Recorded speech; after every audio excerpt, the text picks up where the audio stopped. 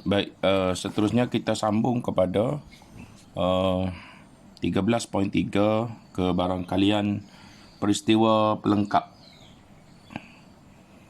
Untuk peristiwa pelengkap, yang pertama pelajar kena faham apa maksud pelengkap. Pelengkap ini bermaksud bukan ataupun selain. Itu maksud pelengkap. Jadi kalau dia kata, contoh dia kata pelengkap A.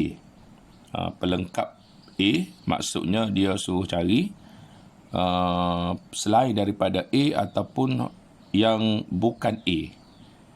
Itu maksud pelengkap. Lepas tu, untuk pelengkap ni, dia akan ada tanda.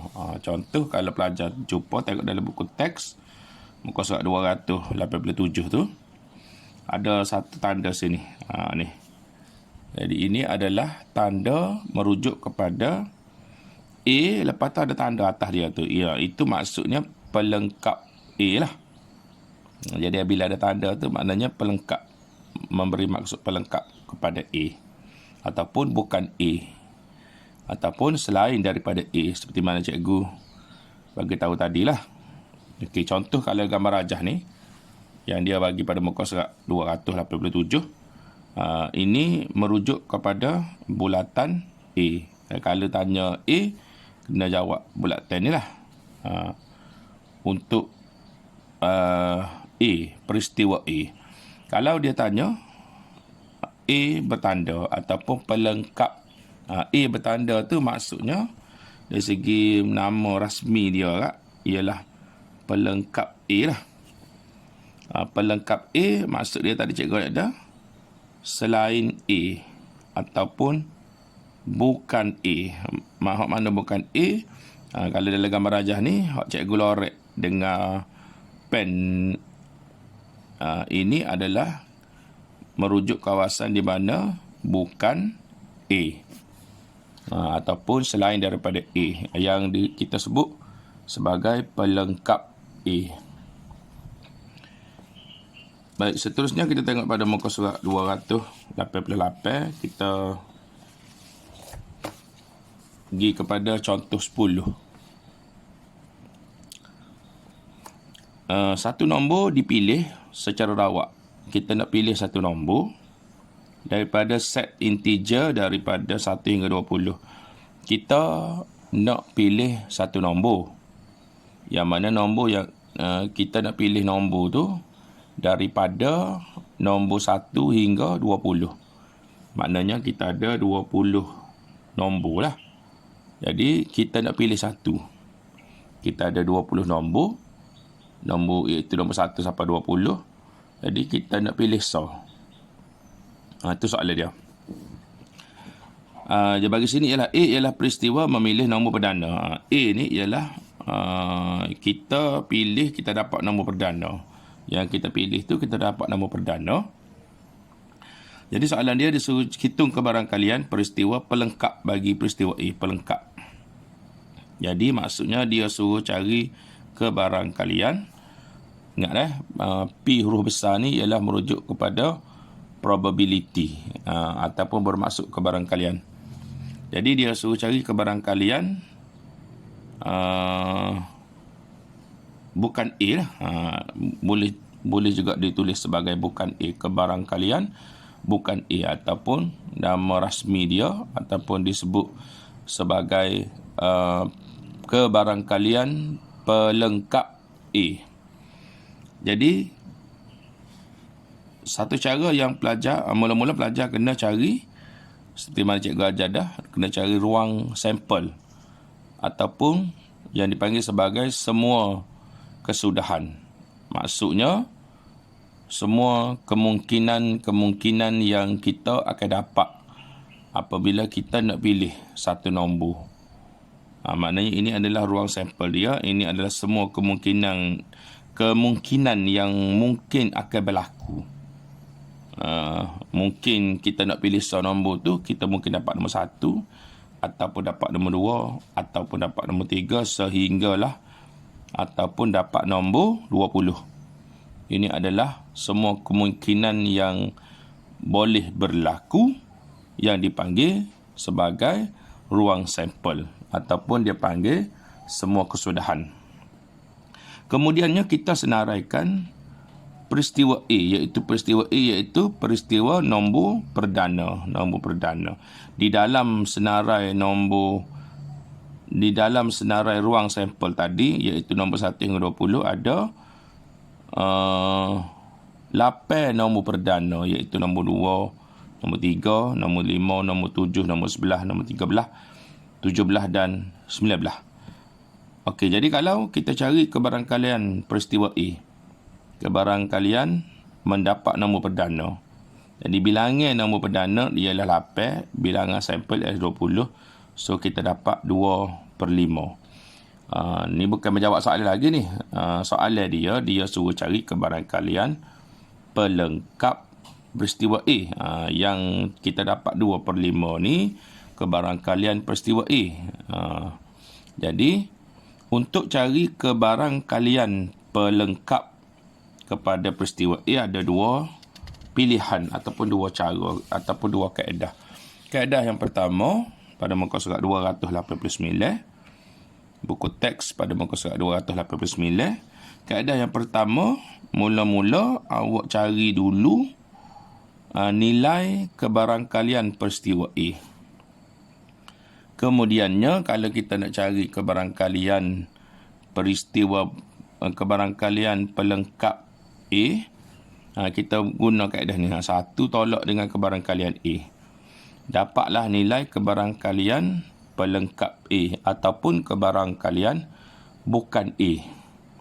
Jadi sini kebarangkalian A tadi kita dapat 8/20. Jadi 1 tolak 8/20 dapatlah 12/20. Jadi 12/20 ini ialah nilai kebarangkalian pelengkap A ataupun kebarangkalian bukan A. 12/20 kalau kita kecil kita dapat 3/5. Itu satu kaedah, iaitu cari dulu kebarangkalian A, kemudiannya ditolak dengan 1 untuk kita dapat kebarangkalian pelengkap A. Kaedah yang kedua, awak boleh guna kita senaraikan nombor-nombor pelengkap A.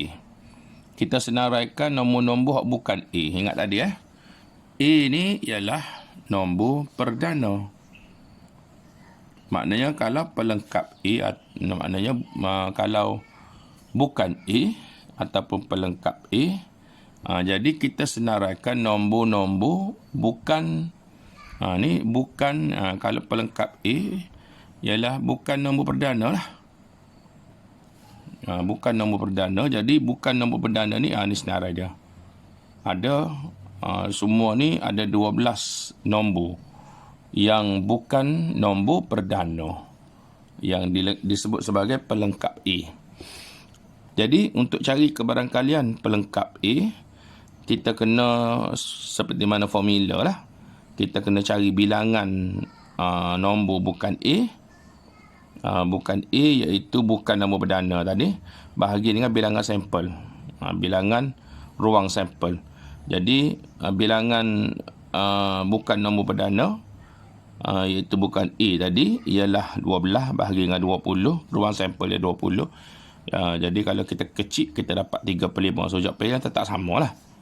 Jadi ada 2 kaedah, boleh guna salah satu. Okey, secara asasnya cikgu telah cerita dah berkaitan nak cari kebarangkalian. Dan untuk video yang kedua ni cikgu bagi tahu pasal kebarangkalian pelengkap. Okey, kita pergi beberapa contoh dalam buku teks sebelum awak cuba buat ataupun homework yang cikgu akan bagi untuk awak cuba buat untuk menguji kefahaman berkaitan bab kebarangkalian lah. Okey, kita tengok pada muka surat 289.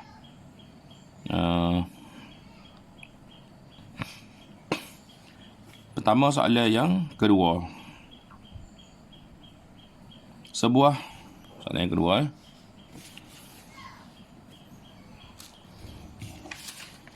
Sebuah bekas mengandungi sejumlah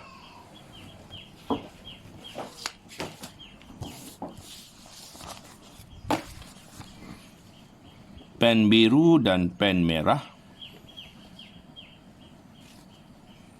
Kebarangkalian memilih satu batang pen biru dari bekas itu ialah 3/5. Satu maklumat dia bagi pada kita ialah 3/5.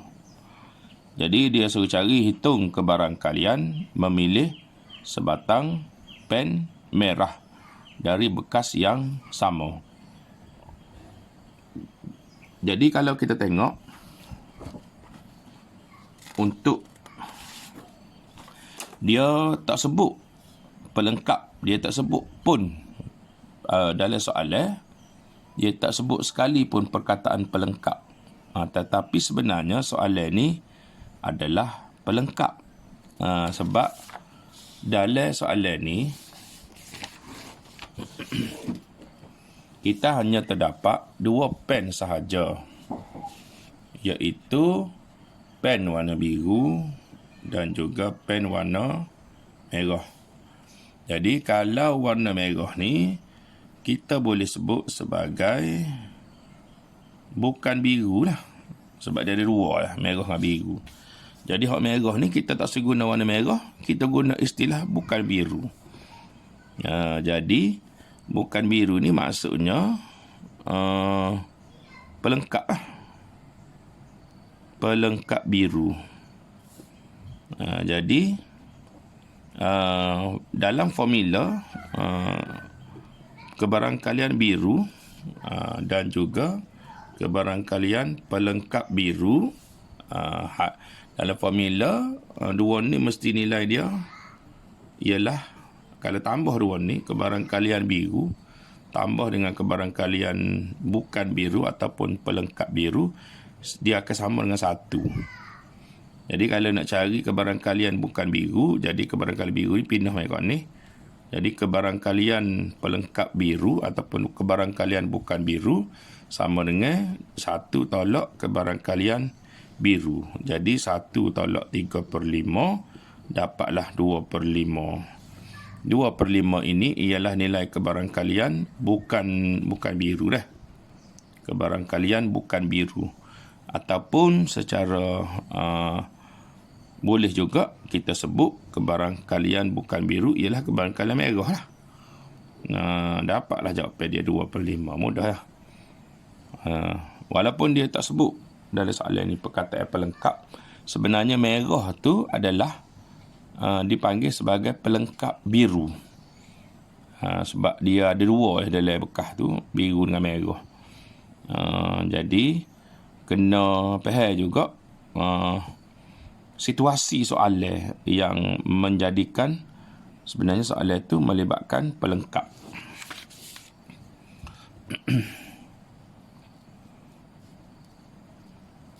Okey, soalan seterusnya.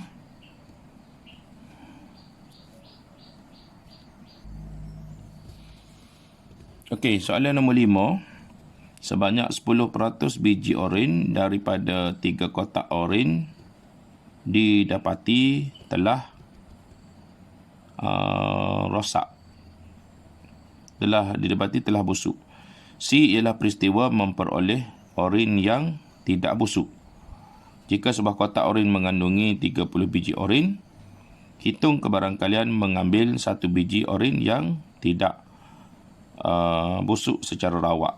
Jadi soalan dia 10% daripada 3 kotak.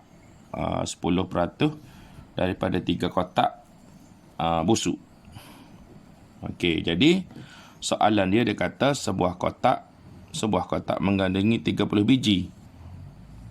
Jadi kita pun soalan dia cari kebarangkalian. Okey, kita secara asasnya pelajar nak mudah, mula-mula pelajar tulis soalan dia dalam bentuk persamaan lah. Kalau dia nak ke barangkalian kapas sini, dia nak ke barangkalian mengambil oren yang tidak busuk. Okey, jadi kita tulis ke barangkalian oren tak busuk. Daripada kebarangkalian oren tak busuk, formula dia ialah bilangan oren tak busuk bahagi dengan bilangan sampel, bilangan ruang sampel. Jadi kita pun kira lah dia royak situasi dia tadi. Ini formula kita nak cari, nak menjawab soalan ni formula kita. Jadi mula-mula kita senaraikan ruang sampel dulu, yang mana bila dia kata satu kotak 30 oren bermakna 3 kotak akan jadi 90 oren. Ini adalah bilangan ruang sampel, ada 90 butir. Lepas tu dia kata 10% busuk. Maknanya kalau kita kira 10% darab dengan 90, kita dapat 9 biji. 9 biji ni ialah busuk ni. Jadi kalau 9 biji busuk, maknanya tak busuk dia akan jadi 81 biji daripada 90 tadilah. Daripada 90, 9 biji busuk jadi 81 biji tak busuk. Jadi bolehlah menjawab soalan 81 biji tak busuk ni ialah bilangan sini lah. Ni. Jadi hak ni 90 ni. Jadi bilangan oren tak busuk kita sudah dapat. Bilangan oren tak busuk ialah 81. Bilangan ruang sampel ialah 90. Jadi boleh menjawab soalan kebarangkalian oren tak busuk ialah bilangan oren tak busuk 81 bahagi dengan bilangan ruang sampel 90. Jadi kalau kita kecil, kita boleh kecil dengan CP3 situ. Kita akan dapat 27/3 kecil lagi.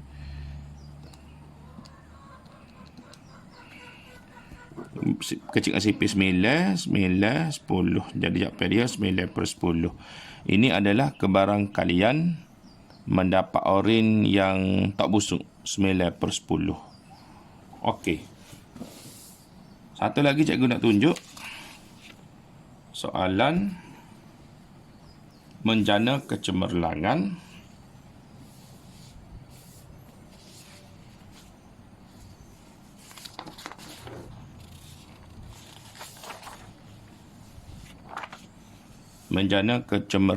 soalan muka surat 291, soalan nombor 1.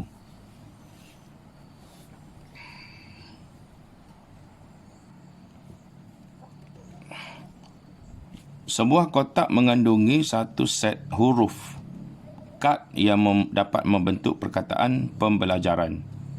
Satu kad diambil dari kotak itu secara rawak. Jadi dalam kotak tu ada kad. Yang satu kad tertulis satu huruf. Maknanya dalam P ni ditulis pada satu kad, E ditulis pada satu kad, M ditulis pada satu kad, sehinggalah ujung sekali N ditulis pada satu kad. Maknanya dalam kotak tu akan ada 1, 2, 3, 4, 5, 6, 7, 8, 9, 10, 11, 12. Maknanya kita kena faham dalam kotak tu ada 12 keping kad yang setiap satu kad tertulis dengan satu huruf. P, so, E, so, M, so, B, so, E, so, L, sekeping, A, sekeping, J, sekeping, E, sekeping, R, sekeping, A, sekeping, N, sekeping. Jadi soalan dia nak suruh ambil sokat. Jadi kita diarahkan untuk mengambil satu kad secara rawak. Jadi soalan A, senaraikan ruang sampel. Jadi senaraikan ruang sampel itu bermaksud senaraikan semua kemungkinan yang kita akan dapat. Kita nak ambil sokat tapi kemungkinan ataupun dia panggil semua kesudahan, kemungkinan yang mungkin kita akan dapat bila nak ambil sokat tu, maknanya S dia S murid pada ruang sampel. Jadi kemungkinan dia ialah mungkin kita dapat huruf P, mungkin kita dapat huruf E, mungkin kita dapat huruf M, mungkin B, mungkin E, mungkin L, mungkin A, mungkin J, mungkin A, mungkin R, mungkin A, mungkin N. Ini semua dipanggil ruang sampel ataupun semua kesudahan ataupun kemungkinan yang kita akan dapat.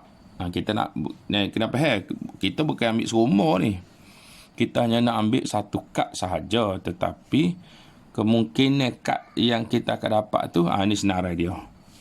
Jadi kalau dari segi bilangan dia, kalau kita bilangan ruang sampel sekarang ni ialah 2, 3, 4, 5, 6, 7, 8, 9, 10, 11, 12. Bilangan ruang sampel ialah 12. Okey, soalan B.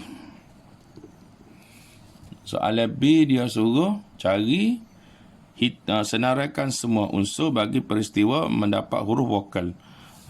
Peristiwa huruf vokal. Jadi untuk peristiwa kita senaraikan peristiwa huruf vokal ataupun peristiwa mendapat huruf vokal, jadi kesenaraikan huruf vokal sajalah.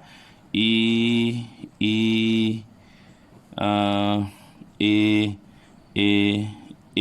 itu saja. Huruf vokal dalam perkataan pembelajaran.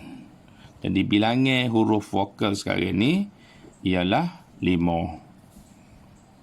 Okey, yang seterusnya, soalan yang ketiga, dia suruh cari hitung kebarangkalian mengambil huruf bukan vokal. Ia suruh cari kebarangkalian ni bukan vokal.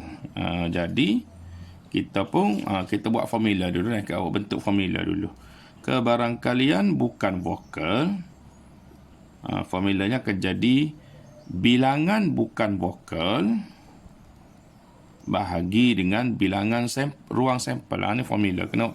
Kena tahu dan pandai mengeluarkan formula untuk mencari kebarangkalian. Jadi kebarangkalian bukan vokal mestilah bilangan bukan vokal bahagi bilangan sampel.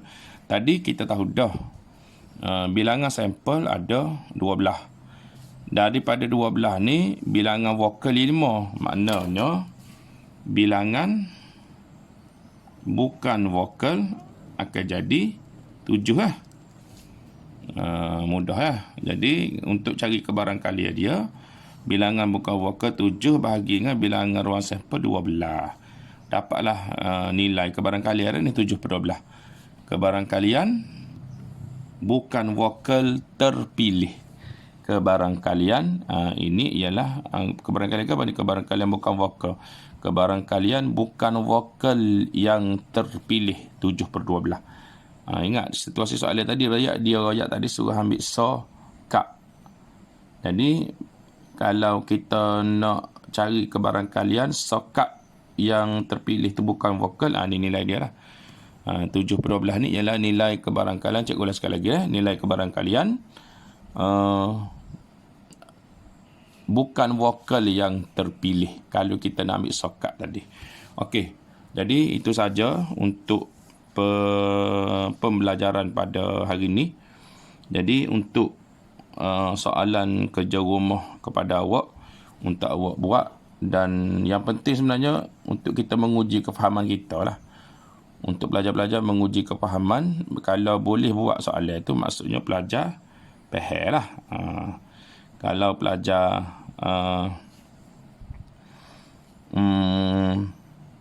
tak buat, lagu mana kita nak menguji kefahaman kita? Kita faham ke tak cikgu ajar tu. Jadi ada 3 soalan 3 soalan sahaja.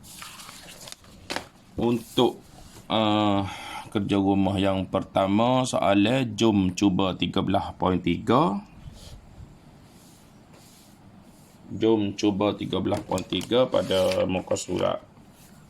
Sini muka surat 289.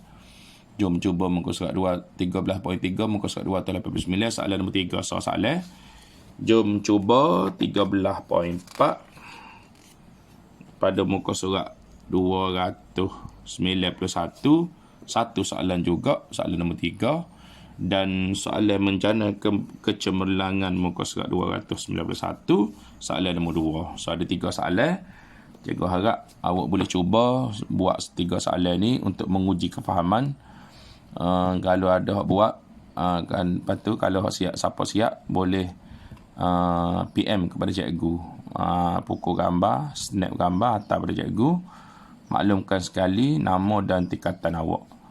Wallahu alam. Cukup pertemuan kita pada hari ini. InsyaAllah kita akan jumpa minggu depan pula. Wallahu alam. Assalamualaikum warahmatullahi taala wabarakatuh.